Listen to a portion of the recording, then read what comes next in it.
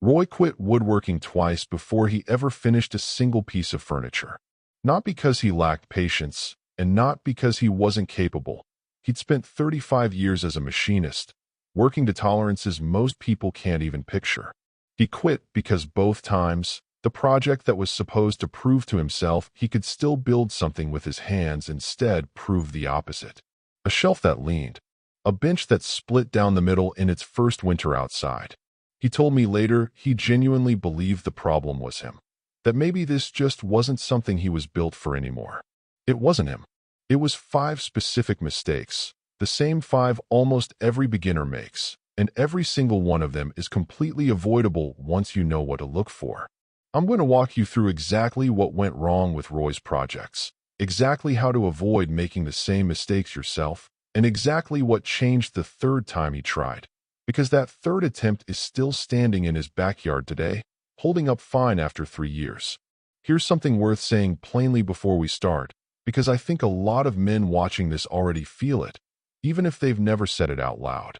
There's a real, specific kind of frustration that comes from failing at something with your hands, especially later in life, especially when you spent decades being good at exactly this kind of precise, careful work. It doesn't feel like just a hobby that didn't work out. It feels like proof of something you didn't want proven. That frustration is exactly what ended Roy's first 2 attempts, and it's exactly what I don't want happening to you. Mistake number 1, and it's the one that ended Roy's very first project, using nails instead of screws. It seems like a small detail, almost not worth mentioning, which is exactly why so many beginners get it wrong. Nails hold through friction alone. The wood grips the shaft of the nail, and that's it. Over months of normal use, temperature changes, humidity shifts, and simple vibration from daily use gradually loosen that grip. A joint that felt rock solid on day 1 starts developing play within a season, and within a year, it's often visibly loose. Screws work differently. The threads actually bite into the wood fibers and pull 2 pieces together under real tension, and that tension doesn't fade the way friction does. Roy's first shelf was built entirely with finished nails because that's what he had in the garage already. It leaned within 4 months. Not dramatically, just enough that he noticed it every single time he walked past it, which is its own kind of quiet frustration. Mistake number 2. Skipping the sanding step because reclaimed wood is supposed to look rustic anyway. This is one of the most common shortcuts beginners take, and it's also the one with a real, physical cost attached to it that goes beyond how the finished piece looks. Reclaimed pallet would almost always carry small splinters, rough grain, and microfractures along the surface from years of warehouse handling. Skip sanding entirely, and you're not just accepting a rougher finish. You're building furniture that will splinter into anyone who touches it, including you, every single time you use it. That's not rustic character. That's a genuine injury risk, and it's one of the most common reasons people quietly stop using furniture they built themselves, without ever quite admitting that's why. Mistake number 3, and this one carries real health stakes, not just cosmetic ones. Ignoring the chemical stamp on the pallet and using treated wood indoors anyway. Every shipping pallet, by international regulation, gets stamped somewhere on its frame. HT means heat-treated, safe for any project, indoors included. MB means methyl bromide, a chemical fumigant used to kill pests on pallets that traveled internationally. It works well against insects. It's also genuinely unsafe once that would get sanded down into fine dust and brought into an enclosed room where someone spends hours breathing the same air, night after night. This is a step that takes about 10 seconds per pallet, and it's the single most skipped safety check in this entire hobby, mostly because nobody ever explains why it actually matters. Mistake number 4 is the one that quietly drains more time, money, and motivation out of a project than any of the others combined, cutting without a real plan. This is where Roy's second attempt fell apart, and it's worth understanding exactly why. Without an actual measured cut list worked out ahead of time, most people start cutting boards to roughly the length they think they'll need, adjusting as they go. That sounds reasonable in the moment. In practice, it means recutting pieces that came out slightly wrong, discovering halfway through that you're short a board of the right length, and watching a pile of scrap wood grow in the corner of the garage until you realize you've wasted nearly a third of your usable material on mistakes that a real plan would have prevented before you ever picked up a saw. Roy's bench used almost double the lumber it should have needed, purely from recutting pieces that didn't fit the first time.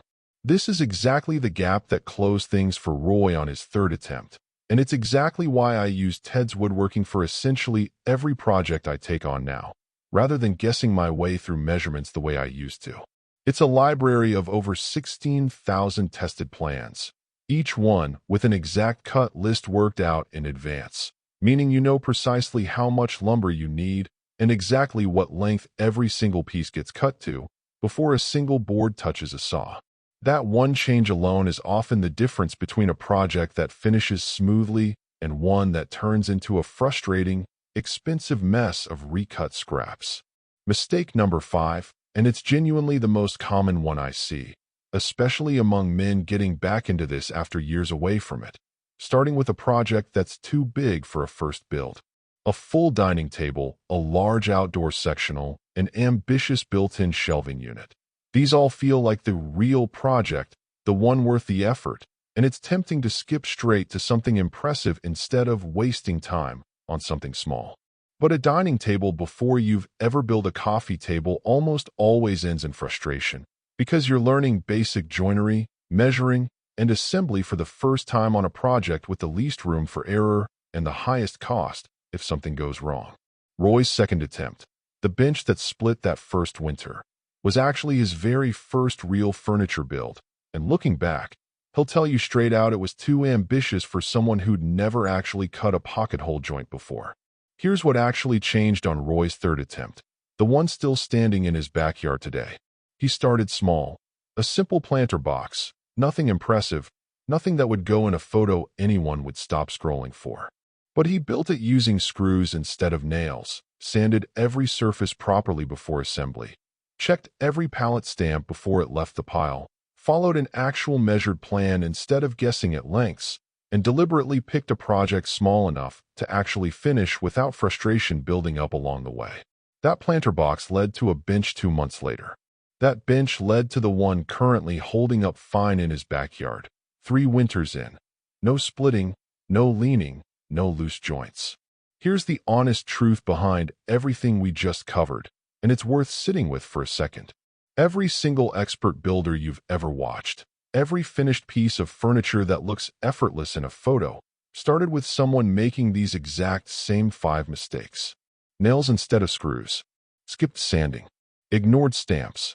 No real plan. A project too big to start with. The difference between the people who quit, the way Roy almost did twice, and the people who kept building isn't natural talent. It's whether someone corrected these mistakes early or kept repeating them project after project until the frustration won. You don't have to make these same 5 mistakes yourself, and you don't have to learn them the hard way, the way Roy nearly gave up learning them twice.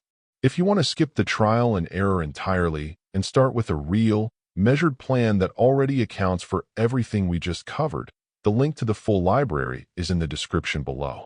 Every expert builder started exactly where you are right now. The only real difference is what happens next, whether the next project becomes another mistake or the one that finally sticks.